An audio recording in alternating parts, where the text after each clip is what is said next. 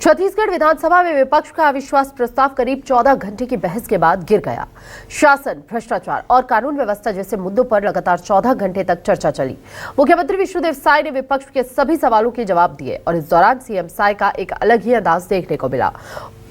उन्होंने कांग्रेस में कई तीखे हमले बोले, जिस पर विपक्ष ने जमकर हंगामा किया।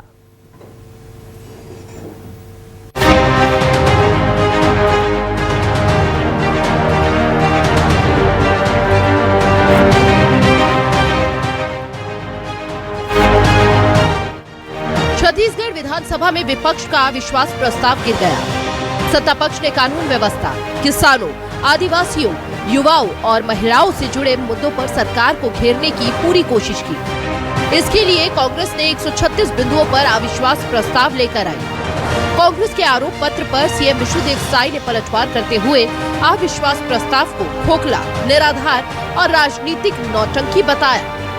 उन्होंने कहा, यदि झूठ और भ्रष्टाचार में पीएचडी का कोई पाठ्यक्रम होता तो कांग्रेस के सदस्य उसमें विशेषज्ञ होते।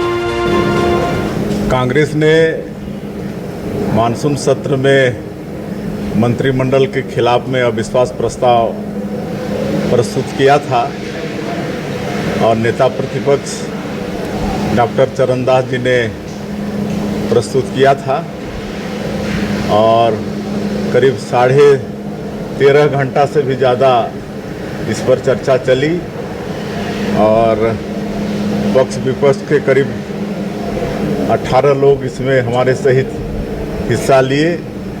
हमारे मंत्रियों ने, हमारे साथियों ने बहुत अच्छे से कांग्रेस का पर्दाफाश किया है और उनके अविश्वास प्रस्ताव में कोई दम नहीं था, बिल्कुल लचर था। ऐसा लगा कि 2.5 साल हो गया है तो मजबूरी में इस अविश्वास प्रस्ताव को वो लाए थे। विधानसभा में सीएम विष्णुदेव साय पूरे लय में दिखे।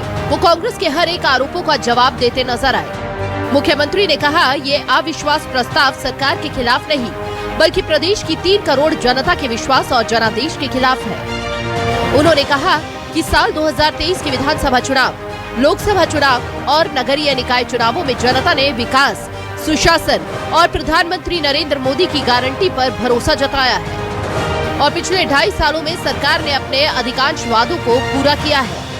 उन्होंने धान खरीदी, महतारी वंदन योजना और गरीबों के लिए आवास जैसी योजनाओं को सरकार की उपलब्धि बताया है।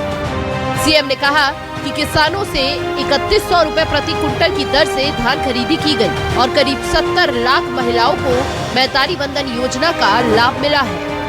और हम लोगों ने अपने 2.5 साल की उपलब्धि को सदन के माध्यम से पूरे प्रदेश को बताने का भी एक अवसर था, जिसका हमारे मंत्रियों ने, हमारे साथियों ने अवसर का लाभ उठाया है और मैं समझता हूं कि निश्चित रूप से इस अविश्वास प्रस्ताव की चर्चा के माध्यम से जो भी कांग्रेस की विफलता है और हमारी सरकार की उपलब्धि है वो जनता तक जाएगी।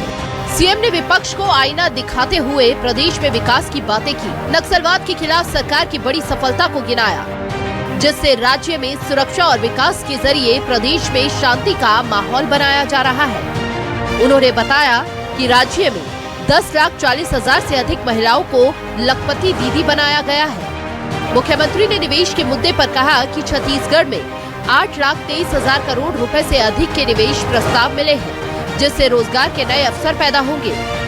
सीएम ने ऊर्जा, डिजिटल सेवाओं, ई गवर्नेंस और विकास कार्यों के उल्लेख करते हुए कहा कि 82,000 से अधिक विकास कार्य पूरे किए जा चुके हैं। तो जब 2000 में बहुमत के आधार पर कांग्रेस की सरकार बनी थी छत्तीसगढ़ के अंदर में, उस समय अजीत जोगी साहब चीफ मिनिस्टर थे और 3 साल में छत्तीसगढ़ की जनता का जो हाल हुआ तो 15 साल कांग्रेस सरकार से वंचित रही और पिछले बार तो 5 साल यहाँ की जनता परेशान रही है।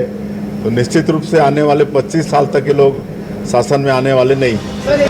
छत्तीसगढ़ विधानसभा का गठन 1 नवंबर 2000 को राज्य बनने के बाद हुआ।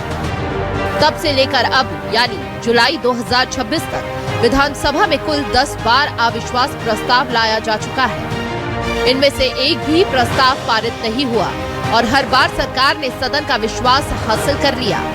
मुख्यमंत्री ने विश्वास जताया कि जनता का समर्थन सरकार के साथ है और विकसित छत्तीसगढ़ के संकल्प को पूरा करने के लिए सरकार लगातार काम करती रहेगी। रायपुर से आशीष तिवारी की रिपोर्ट, न्यूज़ 24 मध्य प्रदेश छत्तीसगढ़।